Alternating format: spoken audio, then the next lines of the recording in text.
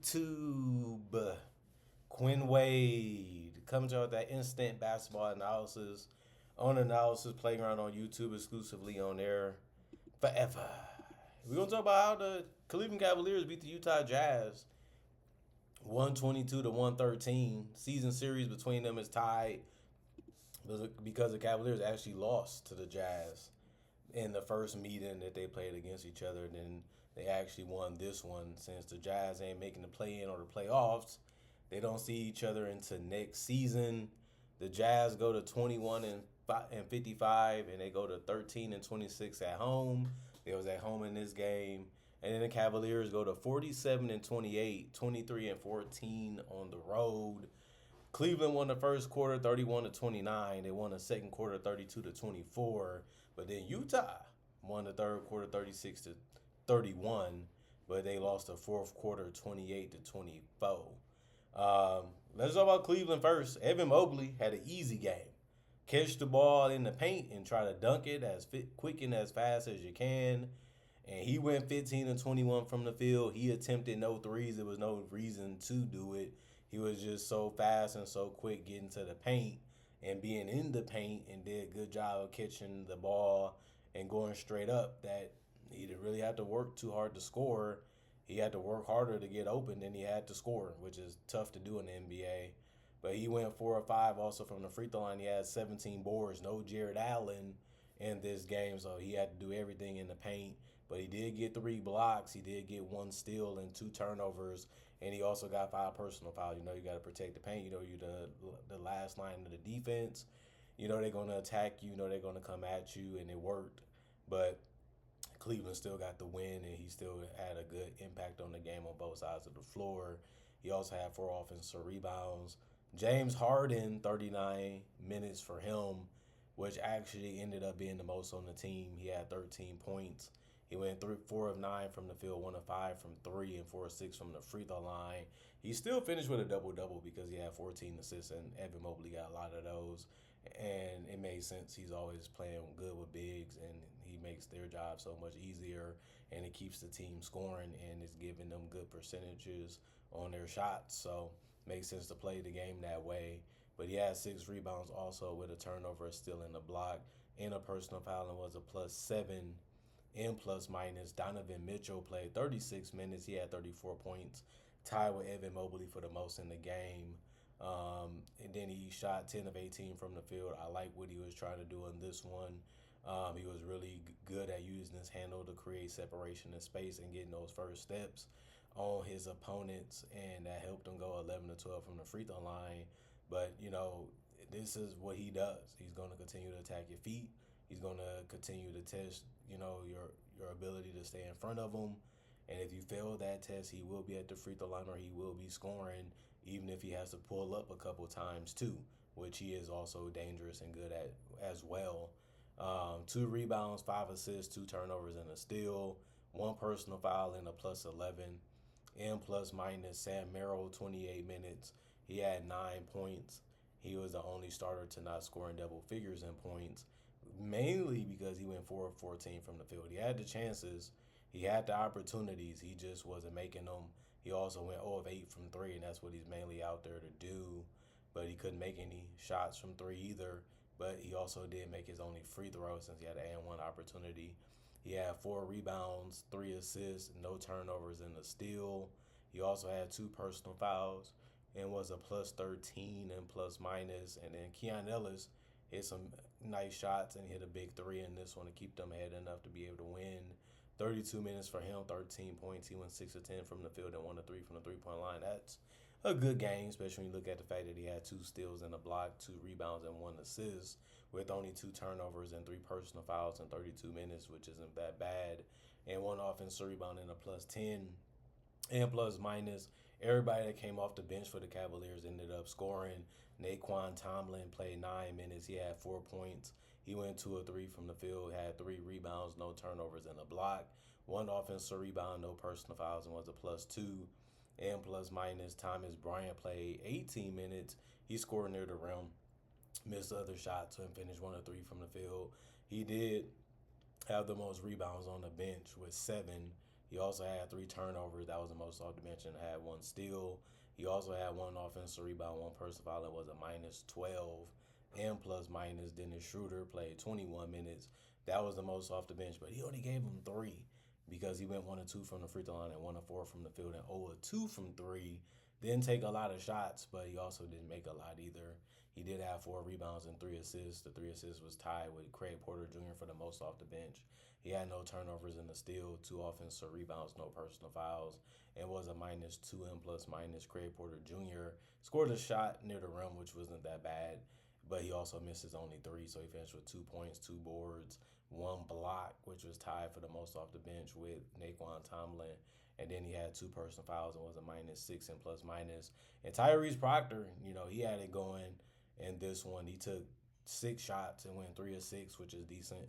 1 of 3 from the 3-point line, 1 of 1 from the free throw line. And he ended up having a good night getting to the rim.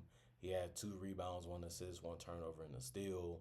All his rebounds was offensive. He also had 2 personal fouls and was a +1 and plus minus. And you look at the Jazz, they hung in there. They just couldn't do enough to win it. They just didn't have enough shot making and enough defense. And they had a lot of breakdowns defensively. They had a lot of miscommunications defensively. And that allowed Cleveland to get a groove on and keep it going throughout the entire game, basically. Kyle Filipowski was part of the problem defensively, especially in the paint. 24 minutes, he had 20 points, though. He went 7 of 12 from the field, 4 of 7 from 3, 2 of 2 from the free throw line. He's getting better at finishing. He's getting better at his shot selection, and he's been getting better at being a rebounder. He had 10 tonight, so he had 20 and 10. He also had 5 assists. He's been good as a passer for them. He did have 2 turnovers. He got 3 steals and 1 block. They're going to try you. And if you don't put up no type of resistance, it's going to be a basket. So he had to put some type of effort into the defensive end if he didn't want to get embarrassed. And if he wants to be a part of the NBA, he's going to have to show that he can defend and not just be a floor space and big. He has to bring the complete package or they will find somebody else that will. It's a business, so it can be that way. 1 offensive rebound, 3 personal fouls, and a 0 and plus minus. Cody Williams scored again. He had game high for the Jazz, 26 points. That's another good thing to see him score more, be more confident, and be more aggressive. And I wanted him to do that years ago, a year ago, and now he's doing it a lot more now. He went 11 of 22 from the field. I'm surprised that he will even take that many shots. No over-exaggeration. It's just the truth. He went 0 of 2 from 3, though, and went 4 of 6 from the free throw line. He had 6 rebounds, 4 assists, 2 turnovers, 2 steals, 2 offensive rebounds, 3 personal fouls, and was a minus 2 and plus minus. Attacking the basket, he's getting really good at that. Playing off his teammates, he's really getting good at that too, whether it's cutting or getting open for shots, and then also playing in transition and cutting. He's figuring it out, and it's a good thing to see.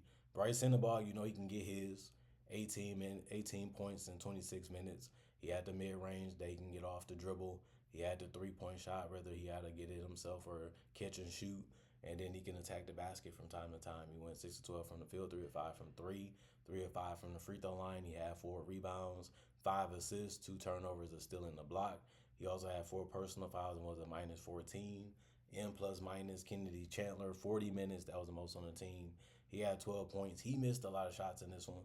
He went 4 of 16 from the field and 2 of 5 from 3, which isn't that bad.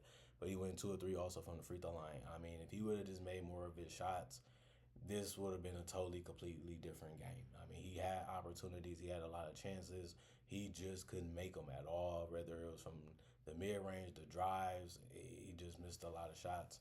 In this one, 4 rebounds, 5 assists, 5 turnovers for him. He also had 1 block. He had 2 offensive boards, 2 personal fouls, and was a minus 4 and plus minus. And then Ace Bailey had another good game, 19 points. He went 8 of 15 from the field.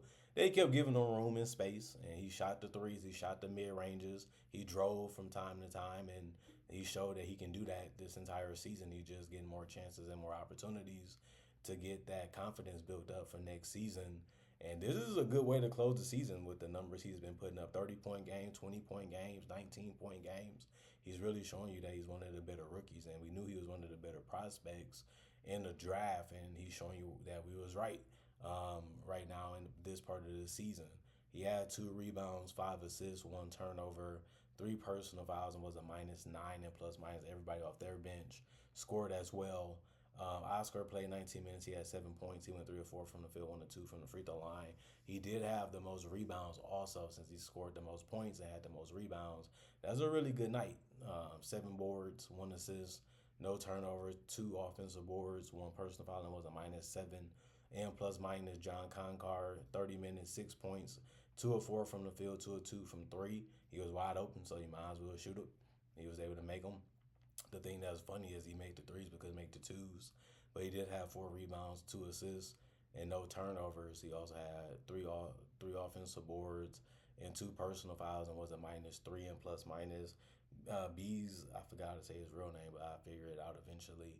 29 minutes, he had 5 points. He went 1 or 3 from the field. He made a three, missed a three, and went 2 or 2 from the free throw line. That's how he got to 5. Then he had 3 rebounds and 5 assists. The 5 assists ended up being the most on the team since a couple guys got it. He was tied for the most. He did have 3 turnovers and 3 steals. The 3 steals was tied with Popowski for the most on the team. He also had 1 offensive rebound, but he also had 5 personal fouls in 29 minutes. That's way too many. But they looked at it like, just go out there and play, and we'll figure out the rest in the next couple of weeks, and then hopefully next season too. And we'll see, how his development continues to go. And he finished as a -6 and plus minus. Utah shot 48% from the field. The Cavaliers shot 52% from the field. The Jazz shot 52% from three. That kept them in the game a lot. The Cavaliers only shot 19%, so that gave the Jazz a lot of opportunities. 20 free throws for the Jazz. They shot 70%. 27 for the Cavaliers. They shot 81%. 40 rebounds for the Jazz, 49 for the Cavaliers. 32 assists for the Jazz, 33 for the Cavaliers. 15 turnovers for the Jazz, 11 for the Cavaliers. 9 steals, both teams had that. 3 blocks for the Jazz, 7 for the Cavaliers. Both teams had 11 rebounds. That was offensive. 29 defensive rebounds for the Jazz, 38 for the Cavaliers. 23 personal fouls for the Jazz, 17 for the Cavaliers. And you look at it and say, man, the Jazz did a whole lot of things right, especially on the offensive end, but they just couldn't defend good enough throughout this game to give themselves a legitimate chance to win it. And it can be that way. And young teams do make a lot of mistakes. They do make a lot of errors. They do lack a lot of talent and skill and polish sometimes in their game. And we've seen a lot of errors and mistakes in this one. And the Cavaliers just took advantage of them and kept finding good looks and easy opportunities. And it just kept them ahead. And then it was just about, can you do it for 48 minutes? If you do that on a successful level, you win the game. And they was able to do it. Veteran teams understand that. They look for the gaps. They look for the opening. A little bit more smarter. They're a little bit more wiser how they go about things, how they approach things, and how they go about executing things on both ends of the court. And they use those reasons and those logics to close this one out and get an easy win against the Jazz. Comment, like, subscribe, share. Hit that notification bell to get that analysis when it first come out. Y'all stay blessed up. Y'all stay good. Peace. And I'll see y'all later today, hopefully more analysis.